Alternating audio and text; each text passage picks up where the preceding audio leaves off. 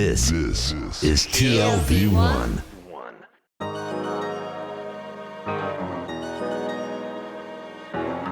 The Tel Aviv Review.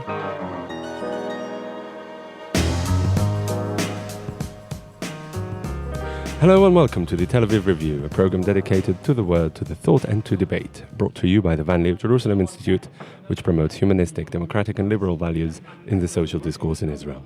I'm your host Gilad Halpern, and this interview is recorded on the premises of the annual conference of the Association for Israel Studies at Brandeis University.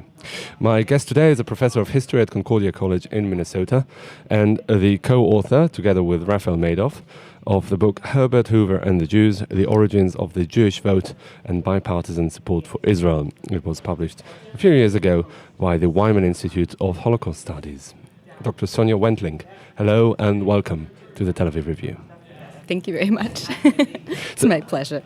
So Herbert Hoover, the 31st President of the United States, led the country during perhaps the most isolationist period in its history. Yet in the book you explore in great detail how, during his presidency, but especially after he left office in 1932, he lobbied incessantly for action to save Europe's Jews, as well as support Palestine.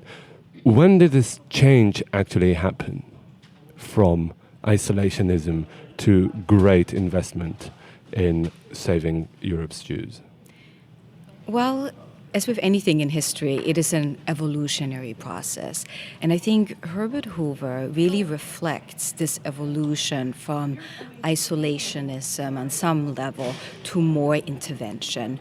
But I think I wouldn't necessarily put it in terms of a dichotomy when it comes to Hoover, because his engagement and involvement with Jewish issues reaches back to his public career prior to his presidency. So I think a degree of activism and engagement and involvement was there long before he ever became president. Mm-hmm. So I wouldn't say that Hoover was isolationist in nature. I think he recognized a degree of responsibility, a degree of concern, and this emphasis on doing rather than just talking about it. It kind of runs like a red thread throughout his entire career, pre-presidential, as president, and particularly in his post-presidential years. Mm-hmm. It didn't only confine itself to his attitude towards the Jews and the great plight in Europe in the late 20s and the early 30s, and even more afterwards. You write in the book that he was the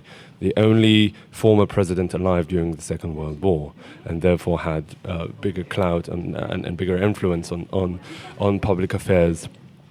So he always balanced between the focus of his party, the Republican Party, on America and the greater international outlook in many respects.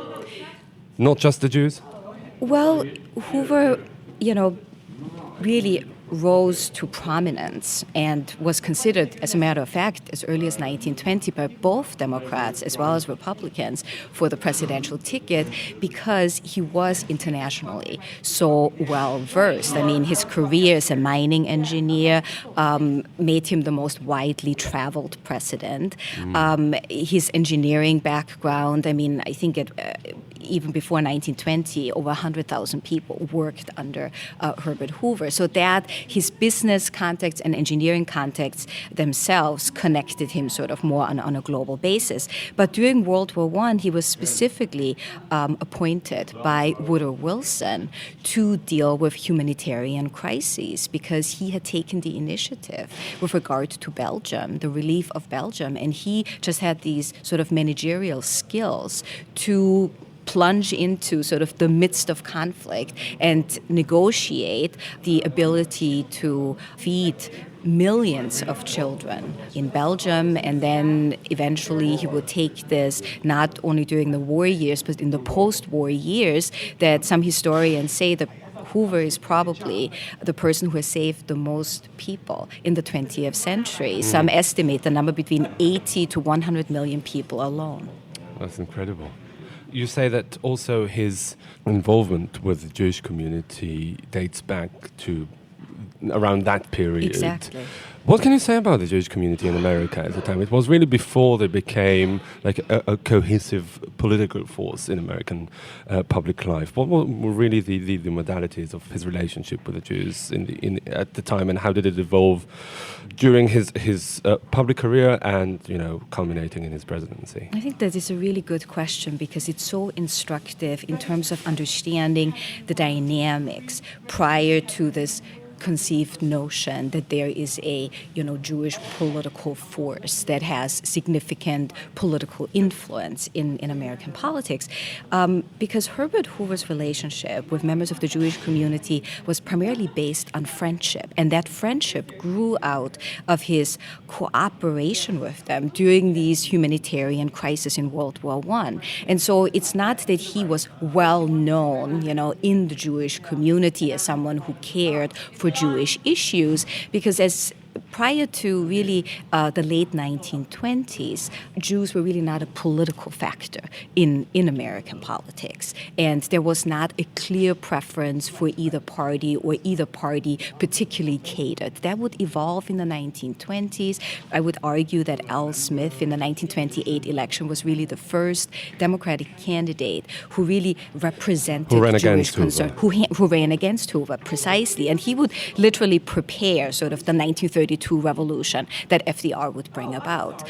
So Herbert Hoover's engagement and collaboration with Jewish leaders really was based on personal contacts and very close friendships. But the Jewish leaders who were connected with Hoover were very representative of the Jewish community and very influential. We are talking about people like Felix Warburg or Louis Marshall, who headed the American Jewish Committee. And his private secretary, Louis Strauss, who would go on to pursue a very, important career, public career that would span several decades, began his public service as a private secretary to Herbert Hoover in 1917. And principally because he had heard that Herbert Hoover does good things and is a doer, and that's where he basically volunteered his services to Herbert Hoover. Just showed up in his office and said, here I am. I would like to work for you. And Hoover goes, I'm impressed with your spirit of volunteerism. Just hang up your hat and start working for me that very moment. So how exactly do you trace the origins of the Jewish vote to Herbert Hoover's presidency? If in 1928 they were so divided between the two candidates, and later they also flocked to FDR when it really became galvanized, what was really Herbert Hoover's role in creating the so-called Jewish vote? Well, as you know, that Al Smith would garner the majority of the Jewish vote. It was nearly 70%. And Herbert Hoover really did not make any particular attempt in 1928 to reach out to the Jewish community, even though some people encouraged him to do so because of his World War I experience, because of the collaboration between his American Relief Administration and the Jewish Joint Distribution Committee, because of stories that he had saved so many lives, and many of them were Jewish lives in Eastern Europe, where pogroms and starvation were so universal in nature. But he particularly always made a point about not being sectarian or not reaching out to particular voting blocs. He wanted to be elected on the basis of his character, on the basis of his experience, and not cater to any particular community. In 1932, however, the situation had pretty drastically changed as a result of the Great Depression, and he was approached, especially by Felix Warburg and close friends of his, who said, "Listen, you're going to have to do something because it is looking really bad, and maybe we should brag about your record." I mean, they didn't like to use the word brag, but maybe we should highlight the fact that you have done a lot for the Jewish community. And then he reluctantly agreed. It would not make a difference, however. But what the book sort of Why reluctantly? It is kind of his personality. Right. He. I'd say that any politician would just jump at the occasion. Right? It's a very, I think, good observation. That is so interesting about Herbert Hoover. When you look at his public career, that he was very reluctant to make public pronouncements, to clearly state who he preferred and who he didn't prefer. He was sort of the man behind the scenes. He's often described as the aggressive introvert. He likes to be in charge behind the scenes, but in public, he doesn't want it to be known where he really stands and who he really favors. How did he first become interested in Zionism? Because you write that in the riots of 1921, he, started being concerned about the fate of the Jews in Palestine, and later he developed a relationship, especially with revisionist Zionists. What can you tell us about the origins of that? I think that Hoover, the progressive, was very attracted to this project of pioneers, conquering a land, improving it, bringing progress to the land. So he was very interested in the various engineering projects. And so his early messages to the Jewish community sort of centered on the practical component. So in many respects, he was very Brandeisian in his approach. It was very sort of a progressive Zionist approach by Herbert Hoover. And I would make the argument that his evolution of Zionism sort of reflects the shifts and trends in the large American Jewish community, that this progressive Zionism that could even appeal to non-Zionists because it wasn't specifically nationalist in character. It wouldn't necessarily lead to a nation state. However, the 1929 riots would start to change that and would sort of create a greater urgency in terms of the need of a Jewish state and the need to support that Jewish state, and especially then due to the Jewish refugee crisis and the Holocaust. And we see that Hoover, in his thought process, even though he's not a person who necessarily wrote a diary and where we have sort of this moment-to-moment evolution that we can trace, but one can see in terms of his actions and his involvement, how he sort of moves more toward the revisionist camp and sees in times of, despair and where the Roosevelt administration did not appear to do enough in order to deal with the Jewish refugee crisis. We're already talking about the FDR administration. Right, exactly, where he then saw great merit in the revisionist approach. Just be more aggressive about it and do something. Don't just talk about it. So that happened only after things became dire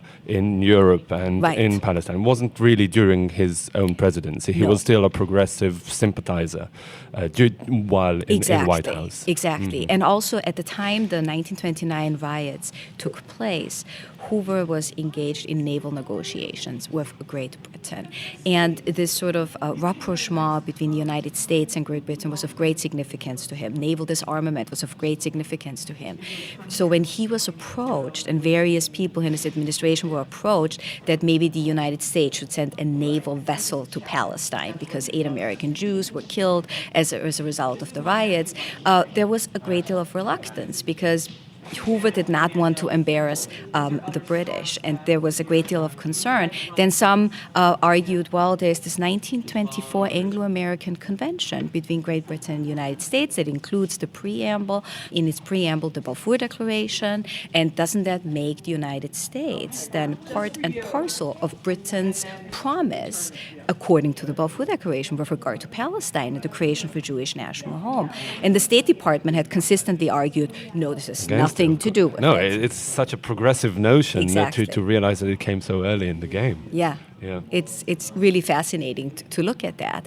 And there were even sort of internal State Department memos that made the point, well, technically speaking, American Jews do have a point. So we're just going to have to somehow go around it, and not dwell on this issue altogether. Mm-hmm. But he was approached and lobbied, especially by revisionists. We're talking about Hillel Koch and Ben-Zion Netanyahu, the father of today's Israeli Prime Minister. What was it really about him that made him attractive for these revisionists? Because they really targeted him. Exactly. I think it's a number of reasons. The fact that Hoover was the only living ex-president, I think that mattered a great deal. And I also think that Hoover had more specifically spoken out in his post-presidential years. And as I pointed out, that Hoover was always sort of reluctant to say where he truly stood, and that was particularly true during his tenure as president. But in his post-presidential years, even though at times he would argue, okay, I'm going to check with the State Department, when in an interview he then said, well, what if the State Department said the Jews were not dying in Europe? Would you still abide by the State Department's rule? And Hoover said, no. You're right, young man. I'm not going to do that. I would have to follow my moral conscience, and so we see Hoover being much more outspoken. So I think his role as ex-president, sort of the freedom, being an ex-president, to be more outspoken, and also I think the revisionists had recognized that he had supported immigration, and for instance, he supported the Wagner-Rogers bill to get 20,000 German Jewish children to the United States. He was constantly pushing to kind of at least have the existing quotas filled or make exceptions. And it was particularly interesting coming from Hoover, who after all had introduced the LPC clause as president that had restricted immigration. So we see here an evolution on the part of Hoover. And I think that's what's fascinating to study. I mean, he had a very long life, a long public career. He died in 1964, and he did not stand still. He did sort of move with the times. So he remained heavily involved in public life even after his defeat in the 1932 elections and the rise to power and to great prominence of Franklin Delano Roosevelt. Was he not in any way discouraged by his defeat, by his also miserable heritage as the president during whose presidency the Great Depression started, and he of course came under a lot of fire for doing close to nothing to rectify the adverse effects of it? He still remained as committed to public life as he was as president and before that? He absolutely was. I think that Hoover was never really deterred by criticism. Didn't mean that it did not affect him on a personal level, but I think he had this sort of inner strength. He wanted to stay involved, and this notion of vocation and public service was deeply ingrained, as a result of his Quaker background that had preceded his political career. That was just part of the fabric of his life. Mm-hmm. And so that would continue sort of to drive his ambitions and his actions. Did he lead, or was among the leaders of the opposition to FDR after his defeat? Or what was really his... After his defeat, Hoover sort of stepped back for a little while from public life, and he wanted to make very sure that he would not do anything to undermine the next president. So there was a degree of respect for the office of the presidency. This is ex-president. You will not interfere with a sitting president. But I think that at the height of the crisis, of the refugee crisis and the Holocaust, that was such a humanitarian tragedy that Hoover felt compelled that he had to do something, that was his moment again, that would sort of connect all the different parts of his public career, and he could step forward and level a very specific criticism. Mm-hmm. Well, what can you say about Hoover during that critical moment in history, 1948, the lead up to the creation of Israel, then the War of Independence, and then Israel coming into being and Harry Truman recognizing it? What was really Hoover's reaction to that unfolding of events? Well, what is interesting is that Hoover was involved in sort of this emergence of a bipartisan consensus among Democrats and Republicans to support the creation of a Jewish state. And it goes back to World War II, to 1944. And it shows the connection between the need to deal with the Holocaust, that this rescue through victory approach was simply not working, and that something more definite had to come out of it. And that support for the state of Israel was definitely in response for a lacking rescue policy.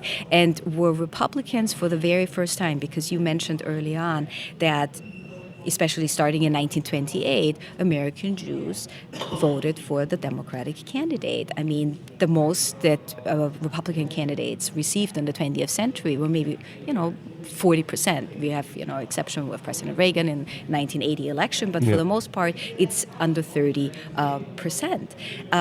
But in 1944, there was sort of a unique moment where the Roosevelt administration was under considerable pressure for not doing enough in terms of the refugee crisis and the Holocaust, and were eventually, finally in 1944, FDR established a War of Refugees Board so that somewhat, alleviated some Jewish concerns. But then this sort of partnership between the revisionists and the Republicans had seriously pushed for a Republican plank that included a specific endorsement of a Jewish state. And that is where Hoover lent his name and his voice to that cause. What, however, is interesting about Hoover, because you mentioned 1948 specifically, or 1947, he was very scarce in terms of his public statements. It would be very difficult for me to tell you this is what Hoover thought of a Jewish state in 1929, this is what he thought in 1938, this is what he thought in 1948, because it would be almost impossible to find a public statement. Right. You have to evaluate him by his actions, what he does at a particular moment in time. And that's why it's very challenging to write a biography of Herbert Hoover. With so few sources available. Exactly. Yeah. So how did it influence really the so-called DNA of the Republican Party when they take back the White House after a 20-year period of strictly Democratic presidents? When Eisenhower becomes president, can you detect any kind of Hoover's legacy in his approach both to Jewish questions worldwide, predominantly the State of Israel, and Jewish issues at home? Whether Hoover left a legacy with regard to the Republican Party, I think it would be maybe a bit skewing the facts if I were to make the argument that it is Hoover's legacy that we see this evolution of a Republican support. And when we talk about the political situation today, one could make the argument a much more outspoken Republican support for the State of Israel. Because the one issue that we touch upon in the book, but that is not really explored in greatest detail, is sort of this religious, philosophical, ideological affinity for the creation of a Jewish national home, whether it comes from a Protestant tradition of dispensationalism or restorationism that is very present in the evangelical movement, for instance, that makes up a significant part of the Republican Party. So I would definitely say that is not where we see Hoover's legacy, because his is one of pragmatism. And I think that Hoover always appears on the scene or leaves an impact when there's a crisis and when someone needs to step up. And that seems to follow him throughout his public career, I believe. Right. Okay, Dr. Sonja Wentling, Professor of History at Concordia College in Minnesota and the co-author of the book Herbert Hoover and the Jews, The Origins of the Jewish Vote and Bipartisan Support for Israel. Thank you very much for joining us today. Thank you for having me. And also big thanks to Tammy Goldenberg, our sound engineer, and to the Van Leer Institute for the generous support. If you like this podcast or many more where it came from, just go to www.tlv1.fm/podcasts and take your pick. Our co-host Dalia Shendin will be back with us shortly, but in the meantime, go to our website, follow us on Facebook and Twitter, and don't forget to join us again next week for another edition of the Tel Aviv Review. And until then, goodbye.